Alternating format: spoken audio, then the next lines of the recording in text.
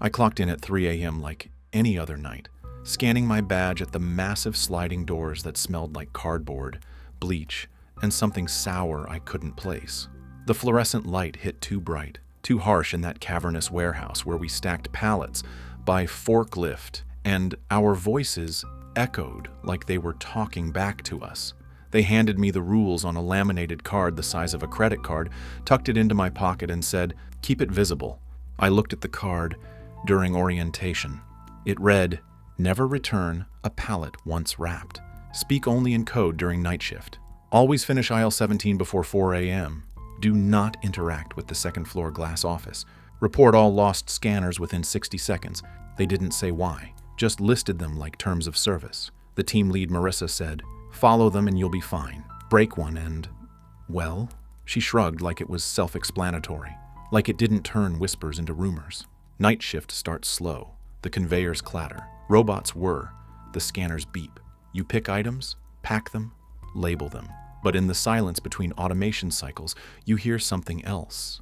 A shuffle in the mezzanine above. Heavy steps that don't match any fork lift. A soft knock somewhere in aisle 17. That's when I realized Rule 3 wasn't arbitrary. Every night the clock ticked closer. If aisle 17 wasn't done by 4 a.m., the lights in that aisle flickered and someone always fell off a pallet, which meant someone vanished. Scanner, pallet, entire body, without record. You don't ask. You don't talk about it. You just speed up. They taught us code phrases. Wrap and run. Double grip. 2 cloves. You spoke them softly to the scanner mic, like whispering to God. You didn't want anyone listening. The company claimed it was to prevent thieves. But late at night, we all knew it meant something else. One night, I was pulling pallets in aisle 17, scanner in my hand, on the 3:57 a.m. beep, and I froze. The packing bots stopped. I heard breathing, shallow, fast, coming from the direction of the mezzanine. The faint silhouettes of cardboard-stacked towers on my scanner's screen flickered and moved. The temperature dropped. I remembered Rule 4. Do not interact with the second-floor glass office. I looked at the ceiling window above me. The lights inside were on. A desk lamp, 2 chairs, a laptop, and a pale face stared down. My name on a nameplate in front of the laptop. Mine. It blinked, and then there was no one there. But when I looked back at my own scanner, the time read 4:01. My hand froze. I ducked behind a pallet. The lights in aisle 17 flickered. Beep, beep. The scanner read, "Item lost. I would never scan this pallet again." The code only exists because someone broke the rules before you. When Marissa showed me the scanners, she said, "Lost scanners get replaced instantly, but who you tell about them matters." I didn't ask who. I didn't want to know. Later, they gave me the night shift van key card. We parked behind the loading dock. Every night, someone checked the license plates at the gates. If a vehicle didn't match one in HQ's manifest, it didn't exist. I realized they weren't worried about thieves. They were worried about anyone outside seeing the building. Another night, I was alone in packing zone C. The radio went dead. The EU code spinner scanner blinked red. Report scanner lost. I had 30 seconds. I dropped the scanner in the central bin and hit the lost button. The system made a gurgling sound. The lights dimmed. I looked up and saw a forklift sliding past. No driver. The headlights twisted slowly. I froze. Then the lights brightened. The forklift was gone, and a second scanner beeped in my belt. Replacement. But every time it happened, the loading bay doors locked for 30 minutes. No exits. You hear the locks click behind your neck. Your account logs you out of the system, so HR thinks you've gone home. They don't need scanners. They need silence. Weeks passed. I was tired, paranoid, but protected, because I memorized the code for aisle 17. I finished by 3:59 every night. I didn't glance at the glass office. My scanner never blinked red, but the breathing caught up with me. I started seeing shapes behind the conveyor line. Stacked boxes that looked like figures. Forklift trails that curved around pallets, gripping too close. They pressed in through the automation hum. I wanted to quit. I'd hand in my badge. They warned you on day 1, quit after 30 consecutive nights and your background check gets flagged. You don't exist, literally. No references, no bank deposit, no reference for unemployment. On night 47, I messed up. I was late doing aisle 17. even by seconds. The scanner flashed, "Return pallet requested." I shook. I ran back to Rapid, but when I touched the plastic, it rattled back. I dropped it. The scanners beeped, overloaded. The lights in aisle 17 died. Not flicker, went out. The conveyor stopped. My scanner beeped. Missing scanner detected. I had 20 seconds. My head pounded. I dropped the scanner again. The lights came back on. No alarm. The lights across the warehouse were normal. Less aisle 17. I looked at my card. Someone had swiped my badge. This wasn't me, not my assignment. My scanner's timeout clock read -0200- already in the red. In my peripheral, I saw a girl in a high-vis vest turn and walk away. Her badge said, Marissa. That was wrong. She'd quit, or vanished. I hadn't seen her in weeks. I scanned out and left my scanner behind. That was mistake number 1. Next shift, they handed me a new badge and scanner. Bad night? Marissa's voice came through the radio. I jumped. She said, "Don't worry. We have replacements." I didn't ask how they knew. Some nights I think she's the one watching me. The warehouse doesn't feel the same anymore. I wake up at 2:30 a.m., toss like I'm still haunted. My phone sometimes shows a decrypted message. Return to aisle 17. No sender ID, no timestamp. Just the words.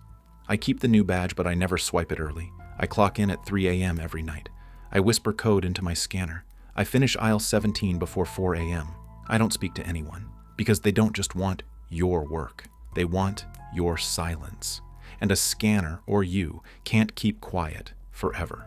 The night after I saw Marissa again, the version of her that shouldn't have been there, I made a decision not to quit, not to report anything. Just one thing. I was going to break a rule. Not all of them, just one. A small fracture, like tapping the surface of ice to see if it would crack. I chose Rule 4, the one that had haunted me most. Do not interact with the second-floor glass office. I waited until the other workers drifted into their usual rhythms, scanning, stacking, avoiding eye contact, pretending we were all just normal cogs in a normal machine. Around 3:30 a.m., I slipped away from packing, Zone C, and took the back stairwell. The metal groaned beneath each step, like the entire place resented me climbing toward that forbidden space. My scanner buzzed twice in my pocket. I didn't check it. I already knew what it would say. At the top of the stairs, I stood in front of the office. From the outside, it looked normal. Glass walls, basic furniture, but the desk lamp was on, and the laptop screen was glowing. I peered through the glass and saw something that made my skin crawl. The live security feed was up on the screen, and there I was, on the stairwell, right now.